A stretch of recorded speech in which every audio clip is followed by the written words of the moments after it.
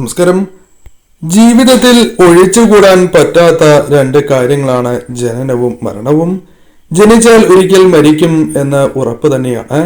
ഇതൊരു വലിയ സത്യം തന്നെയാകുന്നു. മരണത്തെ തോൽപ്പിക്കുവാൻ ആർക്കും സാധിക്കുന്നതുമല്ല. മരണം രണ്ട് രീതിയിലാകാം. ആയുസ് എത്തിയുള്ള മരണവും ആയുസ് എത്താതെയുള്ള മരണവും. മരണം എപ്പോൾ എങ്ങനെ സംഭവിക്കും എന്ന് മുൻകൂട്ടി അറിയാൻ അസാധ്യമാകുന്നു.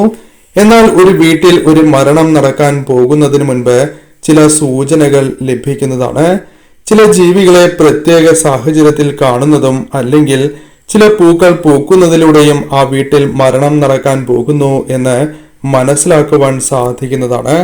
വൈഷ്ണവ പുരാണങ്ങളുടെ 18 മഹാപുരാണങ്ങളിൽ ഒരു പുരാണമായ ഗരുഡ പുരാണത്തിൽ മരണത്തെക്കുറിച്ച് വിശദീകരിക്കുന്നുണ്ട്. കൂടാതെ വാസ്തു നിമിത്ത ശാസ്ത്രങ്ങളിൽ ഇതേക്കുറിച്ച് പരാമർശമുണ്ട്. അത്തരത്തിൽ മരണത്തെക്കുറിച്ച് മുൻകൂട്ടി ലഭിക്കുന്ന ചില സൂചനകളെ കുറിച്ച് ഈ വീഡിയോയിലൂടെ മനസ്സിലാക്കാം. കാക്ക നിങ്ങളുടെ വീടുകളിൽ വരുമ്പോൾ ചില കാര്യങ്ങൾ ശ്രദ്ധിക്കേണ്ടതായിട്ടുണ്ട്. അതേക്കുറിച്ച് മനസ്സിലാക്കാം. ഏവരും ഒരു നിമിഷം സാക്ഷാൽ പരമശിവനെ വന്ദിക്കുക. ഓം നമഃശിവായ എന്ന് കമന്റ് ബോക്സിൽ ഏവരും രേഖപ്പെടുത്തുക. കാക്ക കൊത്താനായി വരുന്നതായ സാഹചര്യമുണ്ട് എങ്കിൽ അത് ശുഭകരമല്ല എന്നുള്ളതാണ്. പ്രകോപനം ഒന്നും കൂടാതെ തന്നെ ഇങ്ങനെ സംഭവിക്കുന്നു എങ്കിൽ അത് മരണതുല്യമായ കാര്യങ്ങൾ, അത്തരത്തിലുള്ള ചില ദുഃഖകരമായ കാര്യങ്ങൾ ജീവിതത്തിൽ സംഭവിക്കാൻ പോകുന്നു. അത്തരം ചില കാര്യങ്ങൾക്ക് സാഹചര്യമുണ്ട് എന്നാണ് അർത്ഥമാക്കുവാൻ സാധിക്കുന്നത്. അതേപോലെ വീടിനുള്ളിൽ കാക്ക കൂട് കൂട്ടുന്നതും വീട്ടിലേക്ക് ദുരന്തം വരാൻ പോകുന്നു എന്ന സൂചനയാണ് നിങ്ങൾക്ക് നൽകുന്നത്. കാക്ക ഒരു വ്യക്തി കിടക്കുന്ന കട്ടിലിൽ വന്നിരിക്കുന്നു എങ്കിൽ ഇത് അപൂർവങ്ങളിൽ അപൂർവമായ ഒരു സൂചന തന്നെയാണ്. ഇങ്ങനെ കാലത്ത് മാത്രം, അതായത് എപ്രകാരം സംഭവിക്കുന്നു എങ്കിൽ അത് ദോഷകരമാണ് എന്നതാണ് വാസ്തവം. അത് കാലത്താണ് എങ്കിലും, സന്ധ്യാസമയത്താണ് എങ്കിലും, രാത്രി സമയത്താണ് എങ്കിലും ദോഷകരമാണ്. ലക്ഷണ ശകുനം അനുസരിച്ച് ഒരു വ്യക്തി കിടക്കുന്ന കട്ടിലിൽ ഇവ വന്നിരിക്കുന്നത് ആ വ്യക്തിക്ക് ആയുർദോഷമുണ്ട് എന്ന സൂചനയാണ്. അതിനാൽ കാക്കയുമായി ബന്ധപ്പെട്ട ഈ സൂചന നിങ്ങൾക്ക് ലഭിച്ചിട്ടുണ്ട് എങ്കിൽ അനുകൂലമല്ല കാര്യങ്ങൾ, ചില ദോഷകരമായ കാര്യങ്ങൾ അല്ലെങ്കിൽ ചില ആരോഗ്യപരമായ പ്രശ്നങ്ങളാണ് എങ്കിലും ജീവിതത്തിൽ വന്നു ചേരുവാനുള്ള സാധ്യതകളുണ്ട്. നിങ്ങൾ പരമശിവനെ വന്ദിക്കണം. പരമശിവന് മൃത്യുഞ്ജയ പുഷ്പാഞ്ജലിയാണ് നിങ്ങൾ നടത്തേണ്ടത്. അതോടൊപ്പം മൃത്യുഞ്ജയ മന്ത്രം കൂടി നിങ്ങൾ ജപിക്കുക. നിത്യവും 108 മൃത്യുഞ്ജയ മന്ത്രം ജപിക്കുന്നതും കാര്യങ്ങൾ ഇത്തരത്തിലുള്ള ദോഷകരമായ ഫലങ്ങൾ അകന്നു പോകുന്നതിന് കാരണമായി തീരും, സഹായകരമായി തീരും. കൂടാതെ നിങ്ങൾ പ്രത്യേകിച്ചും കുടുംബദേവതയെ കൂടി ആരാധിക്കുവാൻ പ്രത്യേകം ശ്രദ്ധിക്കണം. ഇനി പരാമർശിക്കാനായി പോകുന്നത് പല്ലിയുമായി ബന്ധപ്പെട്ട ലക്ഷണങ്ങളാണ്. ഏറെ ഈശ്വരാധീനമുള്ള ഒരു ജീവിയായാണ് പല്ലിയെ കണക്കാക്കുന്നത്.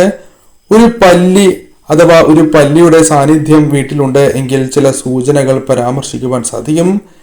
പല്ലി വീടുകളിൽ കാണുന്നത് ശുഭകരം തന്നെയാണ്. മഹാലക്ഷ്മി ദേവിയുടെ സാന്നിധ്യത്തെ കണക്കാക്കുന്നതുമാണ്. എന്നാൽ ഇവയെ കൂട്ടമായി കാണുകയാണ് എങ്കിൽ കാര്യങ്ങൾ അത്ര ശുഭകരമല്ല എന്നുള്ളതാണ്.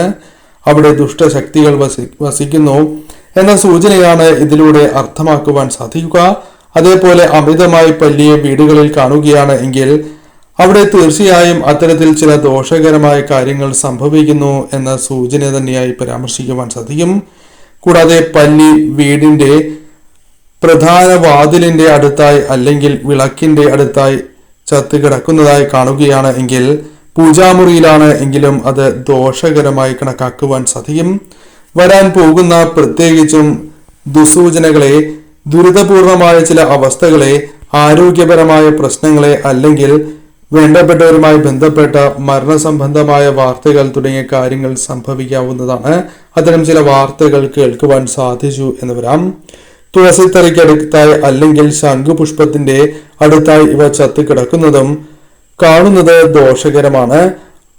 ആ വീട്ടിൽ തീർച്ചയായും ദോഷകരമായ ചില കാര്യങ്ങൾ, അത്തരം ചില ദോഷകരമായ ചിന്തകൾ, പ്രവൃത്തികൾ അല്ലെങ്കിൽ ചില മറക്കാൻ ആഗ്രഹിക്കുന്നതായ ചില കാര്യങ്ങൾ സംഭവിക്കാൻ പോകുന്നു എന്ന സൂചന തന്നെയായി പരാമർശിക്കുവാൻ സാധിക്കുന്നതാണ്. പരമശിവനെ വന്ദിച്ച് മൃത്യുഞ്ജയ പുഷ്പാഞ്ജലി നടത്തി മൃത്യുഞ്ജയ മന്ത്രം ജപിച്ച് നിങ്ങൾ മുന്നോട്ട് പോവുക. അതോടൊപ്പം കുടുംബക്ഷേത്രത്തിൽ കൂടി ദർശനം നടത്തണം. തുളസി, അമിതമായി തുളസി പൂക്കുന്നത് ശുഭമായി കണക്കാക്കുന്നു. എന്നാൽ ഇവയുമായി ബന്ധപ്പെട്ട് മറ്റു ചില കാര്യങ്ങൾ പരാമർശിക്കേണ്ടതായിട്ടുണ്ട്. ഇവ നമ്മുടെ നിത്യവുമുള്ള പരിചരണത്താൽ ഇപ്രകാരം പൂക്കുന്നു എങ്കിൽ മാത്രം നമ്മളിൽ ഈശ്വരാധീനം നിറയുന്നതാണ്. ജീവിതത്തിൽ സൗഭാഗ്യങ്ങൾ നിറയുന്നു എന്ന് തന്നെ അർത്ഥമാക്കാം. എന്നാൽ തുളസിത്തറയിലെ തുളസി അമിതമായി പൂക്കുകയും അതിന്റെ അടുത്തായി ഇപ്രകാരം പല്ലി അല്ലെങ്കിൽ മറ്റ് ജീവികൾ ചത്തുകിടക്കുന്നതായി കാണുകയാണ് എങ്കിൽ അതും ദോഷകരമായാണ് കണക്കാക്കുന്നത്. നിങ്ങളുടെ ജീവിതത്തിൽ ദുരിതപൂർണമായ അവസ്ഥകൾ വന്നു ചേരുന്നു എന്ന സൂചനയാകാം. കൂടാതെ നിങ്ങളുടെ വീട്ടിൽ ഒരു മരണം അല്ലെങ്കിൽ അത്തരത്തിൽ ആരോഗ്യപരമായ പ്രശ്നങ്ങൾ വന്നു ചേരാൻ പോകുന്നു എന്ന സൂചനയാകാം. വീടിന്റെ നെടുന്തൂണായ വ്യക്തികളുടെ ജീവിതത്തിൽ ചില ദോഷകരമായ കാര്യങ്ങൾ, പ്രത്യേകിച്ചും ചില നഷ്ടങ്ങൾ, സാമ്പത്തികപരമായ നഷ്ടങ്ങൾ, അത്തരത്തിൽ വളരെ ദുഃഖകരമായ കാര്യങ്ങൾ സംഭവിച്ചു എന്ന് വരാം. വീട്ടിലെ ഏവരും ഏത് കാര്യം ചെയ്യുമ്പോഴും ഇത്തരം കാര്യങ്ങൾ വളരെയധികം ശ്രദ്ധിച്ച് തന്നെ ചെയ്യണം.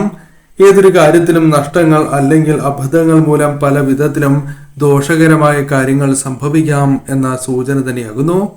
തീ, അഗ്നി, ജലവുമായി ബന്ധപ്പെട്ടും അപകട സാധ്യതകൾ വന്നു ചേരാം. ആയുസിന് പോലും ദോഷമാണ് എന്ന കാര്യം പ്രത്യേകം ഓർക്കണം. അതിനാൽ അത്തരം കാര്യങ്ങളിൽ കൂടി അല്പം ഒന്ന് ശ്രദ്ധ പുലർത്തുക. ഉപ്പനുമായി ബന്ധപ്പെട്ടും ചില സൂചനകൾ പരാമർശിക്കുവാൻ സാധിക്കും.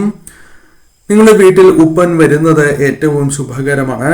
അപൂർവങ്ങളിൽ അപൂർവമായി മാത്രമാണ് വീടുകളിൽ ഉപ്പൻ വരാറുള്ളൂ. എന്നാൽ ഉപ്പൻ വീടുകളിൽ വരികയും വീട്ടിൽ ചത്തുകിടക്കുന്നതായി കാണുകയാണ് എങ്കിൽ അത് ദോഷകരമാണ്. വീട്ടിലെ ഗൃഹനാഥനും ഗൃഹനാഥയ്ക്കും ആയുസ്സിന് ദോഷമാണ് എന്നാണ് ഇതിലൂടെ സൂചിപ്പിക്കുവാൻ സാധിക്കുന്നത്. ഇത് അപൂർവങ്ങളിൽ അപൂർവമായി മാത്രം കാണുന്ന ഒരു സൂചനയാണ്.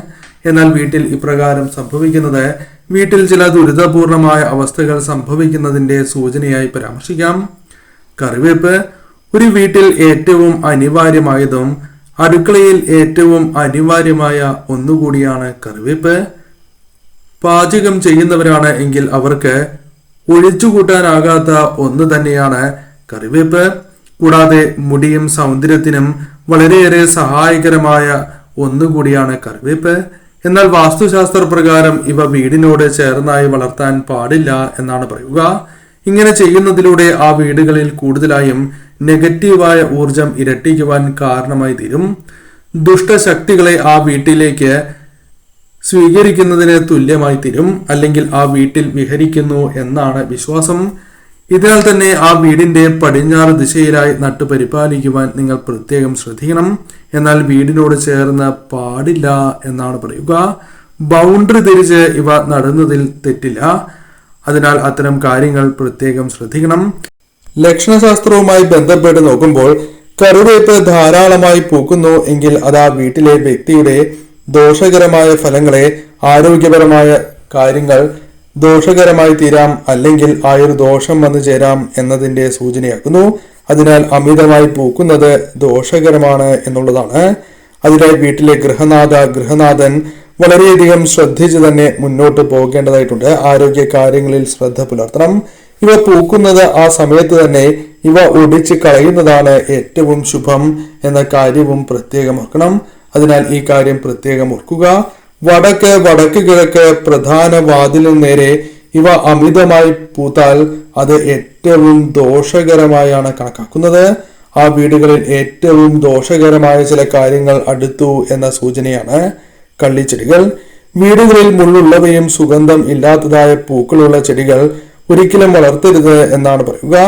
വാണിജ്യപരമായി ഇവ വളർത്തുന്നതിൽ യാതൊരുവിധ തെറ്റുമില്ല. എന്നാൽ വീടുകളിൽ ഇവ വളർത്താതിരിക്കുവാൻ, അതായത് വീട്ടിൽ ഭംഗിക്കായി ഇവ വളർത്താതിരിക്കുവാൻ പ്രത്യേകം ശ്രദ്ധിക്കണം. ഇവ വീടുകളിൽ കൊണ്ടുവരുമ്പോൾ പൂവിട്ടിട്ടുണ്ടാകില്ല എന്നതാണ് വാസ്തവം. എന്നാൽ കൊണ്ടുവന്നതിന് ശേഷം ഇവ പൂവിടുകയാണ് എങ്കിൽ അത് നിങ്ങളുടെ ജീവിതത്തിൽ ദോഷകരമായ കാര്യങ്ങൾ സംഭവിക്കുന്നതിന് കാരണമായി തീരും. എന്തോ ഒന്ന് ആ വീട്ടിൽ നടക്കാൻ പോകുന്നു. അത് ധനപരമായ നഷ്ടമോ മറ്റു കാര്യങ്ങളോ ജീവിതത്തിൽ സംഭവിക്കാൻ പോകുന്നു എന്ന വ്യക്തമായ സൂചനയാണ്. അതിനാൽ ഇത്തരം ചില ദോഷകരമായ കാര്യങ്ങൾ ആ വീടുകളിൽ വന്നു ചേരാം. മുല്ല വീടുകളിൽ കാണുന്നത് ഏറ്റവും ശുഭകരമാണ്. അതായത് വീടുകളിൽ മുല്ല നിൽക്കുന്നത് പോലും ഏറ്റവും ശുഭകരമായ ഒന്നാണ്. എന്നാൽ മുല്ല വീടുകളിൽ നിൽക്കുകയും അവ പൂക്കാതിരിക്കുകയും ചെയ്യുകയാണ് എങ്കിൽ, അതായത് പെട്ടെന്ന് വളർന്നു വരികയും പെട്ടെന്ന് തന്നെ ഉണങ്ങിപ്പോകുന്നതായ സാഹചര്യം, പൂക്കാതെ ഉണങ്ങിപ്പോകുന്നതായ സാഹചര്യം ഇപ്രകാരം സംഭവിക്കുന്നു എങ്കിൽ അത് ദോഷകരമാണ് എന്ന് തന്നെ അർത്ഥമാക്കാം. ഗൃഹനാഥനും ഗൃഹനാഥയ്ക്കും അത്തരത്തിൽ ചില ദോഷകരമായ കാര്യങ്ങൾ തൊഴിൽപരമോ ബിസിനസ് പരമോ ആരോഗ്യവുമായി ബന്ധപ്പെട്ട കാര്യങ്ങളും ചിലപ്പോൾ പ്രതികൂലമായി തീർന്നു എന്ന് വരാം. അതിനാൽ അത്തരം കാര്യങ്ങളിൽ അല്പമൊന്ന് ശ്രദ്ധ പുലർത്തി നിങ്ങൾ മുന്നോട്ട് പോകേണ്ടത് അനിവാര്യമാണ്. മറ്റൊന്ന് ശംഖുപുഷ്പമാണ്. അമിതമായി ഇലകൾ കാണാതെ പൂക്കുന്നത് ഏറ്റവും ശുഭകരം തന്നെയാണ്. എന്നാൽ നിങ്ങൾ ശംഖുപുഷ്പം വീടുകളിൽ നട്ടു വളർത്തുകയും ശംഖുപുഷ്പം പൂക്കാതിരിക്കുകയും, അതായത് പൂക്കുന്നതിന് മുൻപ് തന്നെ ഉണങ്ങിപ്പോകുന്നതായ സാഹചര്യം, എത്ര തന്നെ നിങ്ങൾ നട്ടു വളർത്തിയാലും പിടിക്കാത്തതായ സാഹചര്യം, അതായത് ഒന്ന് വളർന്നു വന്നു എന്ന് വിചാരിക്കുമ്പോൾ തന്നെ ഉണങ്ങിപ്പോകുന്നതായ സാഹചര്യം, ഇത്തരത്തിൽ പൂവിടാതെയും വീടുകളിൽ ആ സസ്യം പിടിക്കാതിരിക്കുകയും ചെയ്യുന്നത് ദോഷകരമാണ്. അതായത് പിടിച്ചു വന്നതിന് ശേഷം ഉണങ്ങിപ്പോകുന്നതായ സാഹചര്യം ഇപ്രകാരം സംഭവിക്കുന്നു എങ്കിൽ അത് ആ വീടുകളിൽ ശുഭകരമല്ലാത്തതായ കാര്യങ്ങൾ, പ്രത്യേകിച്ചും പല വിധത്തിലുള്ള തിരിച്ചടികൾ, ധനപരമായ നഷ്ടങ്ങൾ, ആരോഗ്യപരമായ പ്രശ്നങ്ങൾ ഇവ വന്നു ചേരുന്നതിന്റെ സൂചനയായി തന്നെ പരാമർശിക്കാം. ആ വീടുകളിലെ ഈശ്വരാധീനം നഷ്ടമായി എന്ന സൂചനയും ഇതിലൂടെ അർത്ഥമാക്കുവാൻ സാധിക്കും. മാവ്, പ്ലാവ് തുടങ്ങിയവ വീടുകളിലുണ്ട് എങ്കിൽ അവ സമയം തെറ്റി പൂക്കുന്നു എങ്കിൽ അത് അപശകുനമാണ് എന്നാണ് പറയുക. വീട്ടിൽ ചില ദോഷകരമായ കാര്യങ്ങൾ, നിങ്ങൾ ഇഷ്ടപ്പെടാത്തതായ ചില കാര്യങ്ങൾ സംഭവിക്കുന്നതിന്റെ സൂചനയായി തന്നെ പരാമർശിക്കാം. മരണതുല്യമായ ദുഃഖങ്ങൾ തന്നെയാണ് ഈ ലക്ഷണങ്ങൾ, ഈ പരാമർശിച്ചിരിക്കുന്നതായ ലക്ഷണങ്ങൾ കാണുന്നതിലൂടെ വന്നു ചേരുക.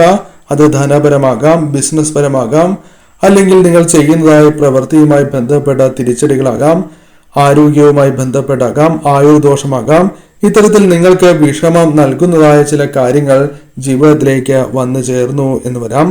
അതിനാൽ തീർച്ചയായും ഈ കാര്യം, ഈ ലക്ഷണങ്ങൾ കാണുകയാണ് എങ്കിൽ നിങ്ങൾ ഉടനടി ചെയ്യേണ്ടതായ കാര്യം രാമായണം പാരായണം ചെയ്യുക എന്നുള്ളതാണ്.